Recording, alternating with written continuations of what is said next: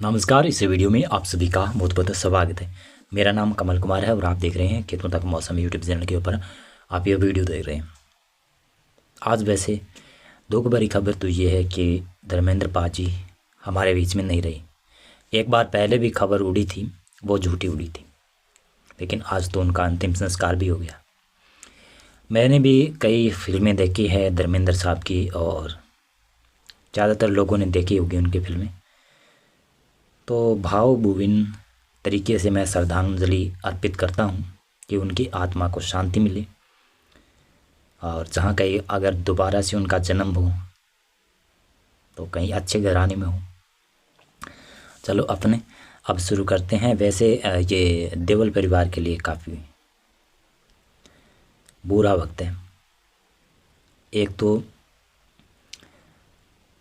बड़े एक्टर और एक और बताता हूँ मैं, ये अपने बॉलीवुड के लिए भी बहुत बड़ा वक्त है, क्योंकि एक बड़ा एक्टर, अच्छा एक्टर जिसने पंजाब के गलियों से अपना सफ़र शुरू करते हुए मुंबई में आया, फिर फिल्में करी, फिर अपना करियर अच्छा खासा बनाया, फिर कई सुपरहिट फिल्में भी दी।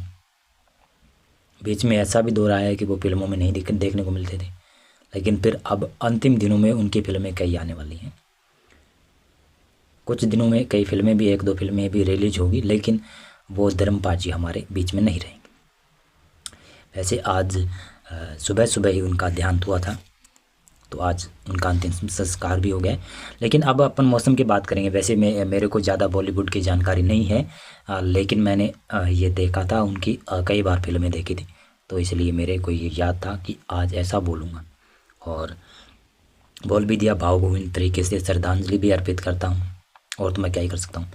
अब अपन देखें तो मौसम के बारे में, बंगाल की खाड़ी में बनने वाला चक्रवाती सिस्टम ऐसा लग रहा है कि भारत के तटीय इलाकों को प्रभावित नहीं करेगा। बंगाल की खाड़ी के अंदर ही समाप्त हो जाएगा, तटों के काफ़ी करीब आएगा, रास्ता बदलेगा, लेकिन बंगाल की खाड़ी के उत्तरी इलाकों की तरफ आकर कमज़ोर पड़ जाएगा। उत्तर भारत में जो ठंड बढ़ रही है वो ठंड बढ़ती रहेगी। दक्षिणी भारत में केरल, तमिलनाडु में थोड़ी बहुत बूंदाबांदी की गतिविधियाँ रहेगी। अंडमान और निकोबार के दक्षिणी भागों में भारी बरसात की संभावनाएं नजर आ रही है। 26 नवंबर को संभावना ये है, 26 नवंबर को बंगाल की खाड़ी के दक्षिणी भागों में चक्रवाती सिस्टम बन जाएगा और अरब सागर के भी दक्षिणी इलाकों में सिस्टम काफ़ी मजबूत हो जाएंगे। लेकिन बंगाल की खाड़ी वाला सिस्टम काफ़ी मजबूत होगा और यही आगे जाकर चक्रवाती तूफान में बदलेगा। 27 नवंबर को चक्रवाती तूफान बन भी सकता है, लेकिन अंडमान और निकोबार द्वीपों में तो बरसात होती रहेगी। 28 नवंबर को संभावना ये है। 28 के बाद में देखेंगे तो 29 नवंबर को बंगाल की खाड़ी में लगभग साइक्लोन बनेगा या फिर नहीं बनेगा, ये भी अब चल रहा है, क्योंकि जिस प्रकार से दिखा रहे हैं कि बंगाल की खाड़ी के अंदर ही ख़त्म हो जाएगा, तो मेरे को लग रहा है कि साइक्लोन बनेगा भी नहीं। अगर बनता भी है तो भी भारत के तटों को प्रभावित नहीं करेगा। तो देखते जाए वैसे, और मौसम की जानकारी थोड़ी थोड़ी मैं आपको देता जाऊंगा और आप वेदर मॉडल देखते जाएं किस प्रकार से आज कैसा वेदर मॉडल दिखाया गया था, ये देख सकते हैं। बंगाल की खाड़ी में इतना स्थिति काफ़ी ख़राब हो सकती है। इस की माने तो 30 नवंबर को, इस वेदर मॉडल की माने तो 30 नवंबर को ऐसी संभावना बन सकती है।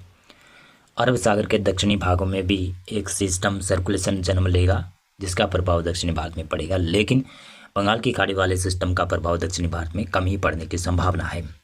1 दिसंबर को सिस्टम उत्तरी बंगाल की खाड़ी के ऊपर आकर कमज़ोर पड़ेगा, लेकिन फिर भी इसका असर बंगाल और बांग्लादेश, दक्षिणी पूर्वी, उत्तर पूर्वी, दक्षिणी पूर्वी इलाकों में बरसात, कहाँ पर, त्रिपुरा, मणिपुर, मिजोरम, इन क्षेत्रों में बरसात की संभावना है।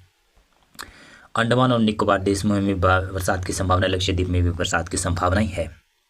2 दिसंबर को संभावना ये है, वो पहले 1 दिसंबर वाले दिखा रहा था मैं आपको, और आप देखते चलें तो 3 दिसंबर को संभावना ये है। यानी सिस्टम बंगाल की खाड़ी में बनेगा। जितना पहले दिखाई दे रहा था कि इंटेंसिटी इसकी हाई इंटेंसिटी काफ़ी ज़्यादा हो सकती है, लेकिन इतनी ज़्यादा इंटेंसिटी नहीं रहेगी। अभी देख सकते हैं ना, अभी इतनी ज़्यादा इंटेंसिटी नहीं रहने वाली है और अरब सागर के दक्षिणी इलाकों में जो सिस्टम बनेगा वो भी केवल सर्कुलेशन या फिर हल्का लो प्रेशर एरिया बन सकता है। लगभग दक्षिणी भारत में ये थोड़ी बहुत बरसात होती रहेगी। पूर्वी भारत में एक दिन के लिए मौसम परिवर्तन हो सकता है, लेकिन वो भी ज़्यादा नहीं होगा। हाँ, उत्तर भारत में भी मौसम परिवर्तन नहीं होगा भाई साहब। पश्चिमी विक्षोभ तो आता हुआ दिखाई दे रहा है, जो कि पश्चिमी विक्षोभ शायद 5-6 दिसंबर के आसपास आएगा। आप देख सकते हैं कि मॉक्सर दिखाई दे रहा है, अभी से दिखाई देना शुरू हो गया है। और इतनी ज़्यादा आगे की बताना भी बहुत मुश्किल है, क्योंकि पूर्वानुमान जो भी बताते हैं 24 घंटे का भी पूर्वानुमान गलत साबित हो जाता है। तो खैर, आगे की जानकारी भी आपको लेनी ही पड़ेगी, और आगे की जानकारी मेरे किसान भाइयों को बहुत ज़्यादा ज़रूरत है इस समय। क्यों ज़रूरत है? क्योंकि कई भागों पर गेहूं की बिजाई चल रही है, आने वाली फसल बोई जा रही है। तो इसलिए मौसम के बारे में उनको पता चल जाए ना, तो अच्छी बात है। इसलिए मैं आपको जानकारी पहले देता हूं कि 10 दिनों तक किस प्रकार से मौसम रहेगा। अब कई लोग और देने लगे हैं जो कि 15 दिनों तक भी दे देते हैं जानकारी। मैं सिर्फ आपको 10 दिनों तक की जानकारी दूंगा इस वीडियो में। आगे की जानकारी आपको बता देता हूं मैं, उत्तर भारत में कैसा मौसम रहेगा। हाँ, मध्य भारत में तो मौसम शुष्क रहेगा। वैसे उत्तर भारत में संभावना के अनुसार एक तो 5 दिसंबर या फिर 4 दिसंबर या फिर 6 दिसंबर, इन तारीखों में कहीं कहीं पर उत्तर भारत के पहाड़ी इलाकों में बरसात आएगी। हो सकता है कि मैदानी इलाकों में भी थोड़ी बहुत बरसात आए। परिवर्तन हो सकता है मौसम पूर्वानुमान में, और पूर्वानुमान भी है, ये चेंज होते रहते हैं अक्सर। और आगे भी संभावना क्या है कि 8, 9, 10 दिसंबर के आसपास संभावना है कि फिर से पश्चिमी विक्षोभ आएगा। उसकी वजह से पहाड़ों पर बर्फबारी, बरसात होगी। मैदानों में भी थोड़ी बहुत बरसात की संभावना बन सकती है। तो ये संभावना है उत्तर भारत के मौसम के बारे में मैंने आपको बताया है। लेकिन पूर्वी भारत और मध्य भारत में ज़्यादा मौसम परिवर्तनशील नहीं रहेगा। यहाँ पर मौसम शुष्क और साफ रहने की संभावना है। और मौसम विशेष रूप से उत्तर भारत में ही पश्चिमी विक्षोभ के प्रभाव से बदलेगा, और जो साइक्लोन बनेगा उसका प्रभाव दक्षिणी भारत में ही कम पड़ेगा। और पूर्वी भारत में सिर्फ एक दिन के लिए मौसम थोड़ा सा गड़बड़ा सकता है, लेकिन ज़्यादा वो भी गड़बड़ाने की संभावना नहीं नज़र आ रही है। अभी वेदर मॉडल जिस प्रकार से फोरकास्ट कर रहे हैं ना, तो अब उससे भारत के कोस्टल एरियाज में, जिसमें पश्चिमी बंगाल, उड़ीसा, आंध्र प्रदेश और तमिलनाडु में भी कोई खतरा नहीं रहा है। क्योंकि अब धीरे धीरे इससे जो सिस्टम बनने वाला है, साइक्लोन बनने वाला है बंगाल की खाड़ी में, उसकी इंटेंसिटी कम होती जा रही है। इंटेंसिटी कम होने का कारण मैंने आपको कल वाले वीडियोज़ में बताया था कि दक्षिणी चीन सागर के ऊपर जब ये सिस्टम बंगाल की खाड़ी में बन रहा होगा ना, उस समय दक्षिणी चीन सागर के ऊपर भी काफ़ी बड़ा सिस्टम उभरने की संभावना है, इसलिए कमज़ोर बन रहा है। अगर दक्षिणी चीन सागर वाला सिस्टम कमज़ोर रहेगा तो ये काफ़ी इंटेंसिफाई हो सकता है, और इसका प्रभाव दक्षिणी पूर्वी भारत के तटीय इलाकों पर भी पड़ सकता है। लेकिन अगर वो सिस्टम बन जाता है तो वो सिस्टम इसको अपनी तरफ खींचेगा और इसका रास्ता चेंज करेगा। जिस प्रकार से मैंने आपको बताया था ना, इसका रास्ता इस प्रकार से रहेगा, तो ऐसे ही रहेगा भाई साहब। और शुरुआती दिनों में ये तेज़ी से इंटेंसिफाई होगा, उसके बाद में ये धीरे धीरे बंगाल की खाड़ी के अंदर ही कमज़ोर होता जाएगा।